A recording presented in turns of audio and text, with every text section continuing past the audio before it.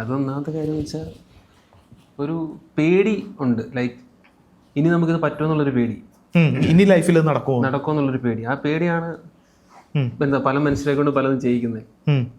കാര്യം ഇത് റിക്രിയേറ്റ് ചെയ്യാൻ പറ്റുമെന്ന് അറിയത്തില്ല. കാര്യം നമ്മുടെ ഇപ്പോഴത്തെ ഒരു ഏജ് അല്ലെങ്കിൽ ഇപ്പോഴത്തെ ഒരു ഒരു പ്രസൻസ് ഒന്നും പിന്നെ നമുക്ക് റിക്രിയേറ്റ് ചെയ്യാൻ പറ്റുമെന്ന് അറിയത്തില്ല. അപ്പോൾ അങ്ങനെ എനിക്ക് കുറച്ച് ഫിസിക്കലി ഇഷ്യൂസൊക്കെ ഉണ്ടായി.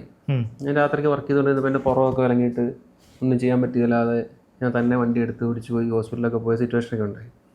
അപ്പോൾ അത് ജിമ്മിലൊക്കെ പോയി വെയിറ്റൊക്കെ കുറച്ച് കുറച്ചുകൂടെ കൂടുതൽ ട്രാവൽ ചെയ്യണം, ഇഷ്ടമുള്ള കാര്യങ്ങൾ ചെയ്യണം, അങ്ങനത്തെ ഒരു തീരുമാനം എത്തും.